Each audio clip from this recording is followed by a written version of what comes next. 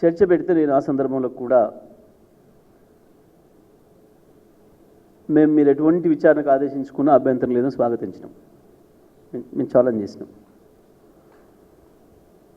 నేను కావచ్చు, మా సహచర మంత్రివర్యులు మాజీ మంత్రివర్యులు హరీష్ రావు గారు కావచ్చు, ప్రభుత్వం లేవనెత్తిన ప్రతి సందేహం విషయంలో, మీకున్న అనుమానాల విషయంలో ఎటువంటి విచారణలైనా చేసుకోండి అని చెప్పి మేము నేడు శాసనసభలోనే ప్రభుత్వానికి చెప్పినాం. సరే, దాని లైట్లో జస్టిస్ ఎల్ నరసింహారెడ్డి గారి కమిటీని నియామకం చేసిండ్రు విద్యుత్ పైన. దీనికి సంబంధించి నిన్న 15వ తారీఖు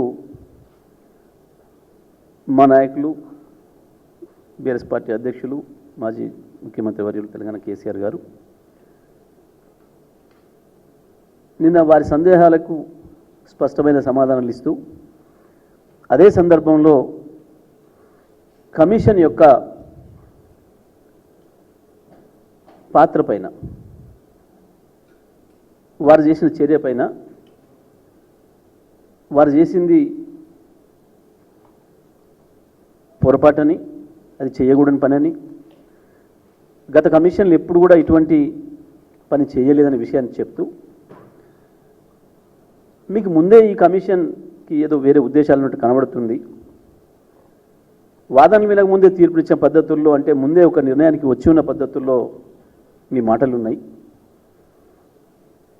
అవి నాకు బాధ కలిగించినాయి. ప్రజలకు తప్పుడు సంకేతాలు పంపినాయి. కాబట్టి మీరు ఈ విచారణ చేయడానికి మీరు అర్హత కోల్పోయినరు, మీరు దాని నుంచి ఉపసంహరించుకుంటే మంచిదనే మాట మా నాయకులు కేసీఆర్ గారు ఆ ఉత్తరంలో రాసిన వారికి వారు స్పష్టమైన ఆధారాలు చూపించిండ్రు. వారి అభ్యంతరాలు కూడా చెప్పిండ్రు. దాంట్లో ఎందుకు నేను ఈ నిర్ణయానికి వచ్చిన అనే విషయాన్ని 100% అది కరెక్ట్. కేసీఆర్ గారి హక్కు అది. వారు చెప్పడం అనేది చాలా అవసరమైన విషయం కూడా, ప్రజలకు తెలియాలి. తెలంగాణ ప్రజలకు కావచ్చు, దేశ ప్రజలకు కావచ్చు, అందరికీ కూడా తెలియాలి. ఎందుకంటే ఒక సాధారణమైన నిందితుడికే కోర్టులలో పలానా ప్రాసిక్యూటర్ గారు ముందే బయాసుకున్నారు కాబట్టి ఆయన వద్దనో, ఈ కోర్టులో నాకు న్యాయం జరగదు కాబట్టి ఇంకో కోర్టుకు వేయమని చెప్పి అడిగే హక్కు కూడా ఎప్పుడు కూడా ఉంటుంది ప్రతి మనిషికి. ఇదేం పెద్ద జ్యుడిషియల్ విచారణ కూడా కాదు. కానీ వారు 11వ తారీఖు నాడు, వాస్తవానికి 15వ తారీఖు వరకు సమయం ఇచ్చింది. వాస్తవానికి మేము 30వ తారీఖు వరకు అడిగినా, లేదు నేను తొందరగా సబ్మిట్ చేయాలి రిపోర్టు, మీరు వీళ్ళు 15వ తారీఖు లోపల వీలు చేసుకొని పంపించండి అని చెప్పింది. సంతోషం, మేము వారిది అంగీకరించి కేసీఆర్ గారు గౌరవంగా 15వ తారీఖు నాడు సబ్మిట్ చేయడానికి దాన్ని తయారు చేసే పనిలో ఉన్నారు. ఎల్ నరసింహారెడ్డి గారు అంటే మాకు సంపూర్ణమైన గౌరవం ఉంది వారి పట్ల, కేసీఆర్ గారికి కూడా. వారు జడ్జి కాకముందు కొంత తెలంగాణ వాదిగా ఉన్నారు అనే విషయాన్ని మేము విన్నాం. తెలంగాణ బిడ్డగా కూడా వారిపైన కేసీఆర్ గారి గౌరవం ఉండే. ఆ తర్వాత కాలంలో ఎందుకో వారికి అభిప్రాయాలు మారినాయి. ఈ రాష్ట్రంలో చాలామందికి అభిప్రాయాలు మారినాయి, అందులో వారికి కూడా అభిప్రాయం మారినట్టు కనబడుతూ ఉంది. వారి 11వ తారీఖు సమావేశం తర్వాత, మీడియా సమావేశం తర్వాత మాకు అది కనిపించింది స్పష్టంగా. న్యాయంగా ఒక తెలంగాణ బిడ్డగా ఈ దేశంలో ఎవరు సాధించినటువంటి ఒక అద్భుతమైన విజయాన్ని సాధించిన నాయకుడిగా, చీకట్లలో ఉన్న తెలంగాణను ఏడాదిలోపే అద్భుతమైన వెలుగులతో నింపిన ఒక అద్భుతమైన పరిపాలకుడిగా, ఒక విజనరీగా కేసీఆర్ గారి పట్ల వారికి ఒక మంచి అభిప్రాయం ఉంటుందని కూడా మేము భావించినాం. ఎందుకంటే ఒక హైకోర్టు సీజేగా చేశారు కాబట్టి తప్పకుండా వారు ఆ పద్ధతిలో ఆలోచిస్తారని చెప్పి మేము భావించినాం. కానీ దురదృష్టవశాత్తు వారికి మధ్యలో ఏవో కారణాల వల్ల వారి అభిప్రాయాలు కాంగ్రెస్ పార్టీ నాయకుల అభిప్రాయాలకి బీజేపీ నాయకుల అభిప్రాయాలకు అనుకూలంగా మాన్యమైన విషయాన్ని 11వ తారీఖు నాడు విలేకరుల సమావేశంలో వారే బయటికి చెప్పుకున్నారు. వాస్తవానికి ఇప్పటివరకు దేశంలో ఏ కమిషన్ కూడా ఈ రకంగా విచారణ పూర్తి కాకముందే మధ్యలోనే పత్రికా విలేకరుల సమావేశం ఏర్పాటు చేసి తన అభిప్రాయాలను వ్యక్తీకరించి ముందే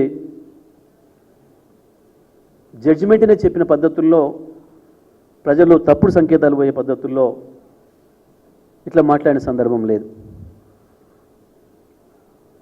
మరి వారికి ఎవరిని కూడా తెలిసి ఉండాలి. న్యాయంగా మేము కమిషన్ను విచారణ మేము ఎప్పుడు వ్యతిరేకించలేదు. మేము వ్యతిరేకించిన వాళ్ళమైతే మొదటి రోజే చెప్పేవాళ్ళం. లేదా గతంలో ఇటువంటి కమిషన్ల మీద చాలామంది కోర్టులకు కూడా వెళ్ళి ఆపినారు. చాలా సందర్భాలు ఉన్నాయి. ఇదే రాష్ట్రంలో గత సమైక్య ఆంధ్రప్రదేశ్ రాష్ట్రంలో కూడా జరిగినాయి. కమిషన్లు రద్దయినాయి. అనుమానాలు వ్యక్తం చేసినప్పుడు అవతల వాళ్ళు రాజీనామా చేసిన సందర్భాలు ఉన్నాయి. లేదా కోర్టులు ఇన్వాల్వ్ అయ్యే సందర్భాలు ఉన్నాయి. కానీ మేమేం చేయలేదు అటువంటివి. మాకు వారిపైన విశ్వాసం ఉండే. వారు న్యాయబద్ధంగా ఉంటారు, అన్బయాస్డ్గా ఉంటారు, పక్షపాత ధోరణి ఉండదు, నిష్పక్షపాతంగా ఉంటారు అని భావించినాం. మా వైపు ఉండమని మేము అడగలే. నిజం వైపు ఉంటారు అని అనుకున్నాం. మేము వాస్తవం వైపు ఉంటారని అనుకున్నాం. కానీ దురదృష్టవశాత్తు ఎందుకో ఈ మధ్యకాలంలో వారి అభిప్రాయాలు మారినట్టుగా కనిపించింది. అందుకే ఆ విషయాన్ని కూడా మేమేం దాచుకోవాలి. ఉన్నట్టు ప్రజలకు చెప్పాలి. కాబట్టి కేసీఆర్ గారు కమిషన్ వేటి కొరకైతే నియమించబడ్డదో, అపాయింట్ చేయబడ్డదో, ఏ విషయాలలో వారికి అనుమానాలు ఉన్నాయని చెప్పి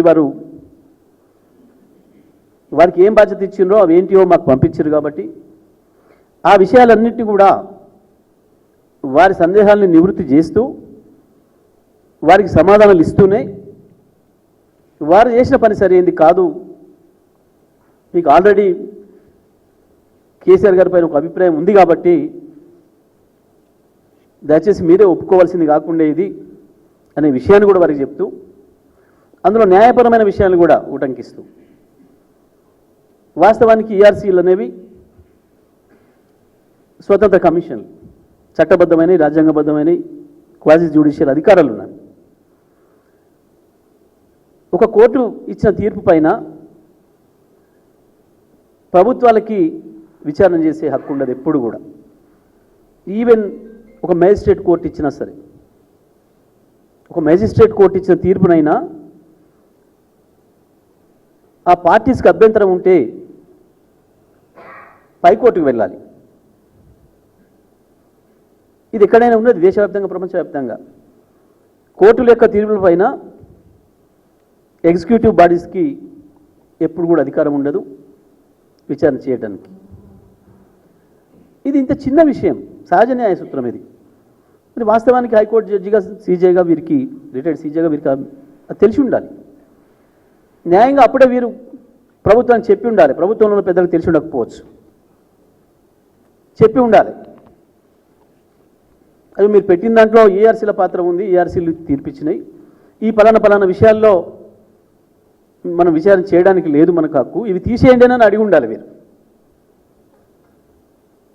ఈఆర్సీ దేంట్లోనైతే తీర్పు ఇచ్చిందో దానిపైన నేను మళ్ళీ విచారణ చేయకూడదనే విషయాన్ని వారు చెప్పి ఉండాలి న్యాయంగా. ఇది మా దృష్టికి ఆనాడే వచ్చింది, మేము చర్చ చేసుకున్నాం. అరే ఎట్లా ఒప్పుకున్నారు వీరు, ఇది కరెక్ట్ కాదు కదా, మరి చెప్పాల్సి ఉండే ప్రభుత్వానికి అనే మాట కూడా మేము అంతర్గతంగా మాట్లాడుకున్నాం. అయినప్పటికీ కూడా మేమేం మాట్లాడలేదు దానిపైన, మేమేం మాట్లాడలేదు ఎప్పుడు కూడా. మేము దాన్ని స్వాగతించినాం.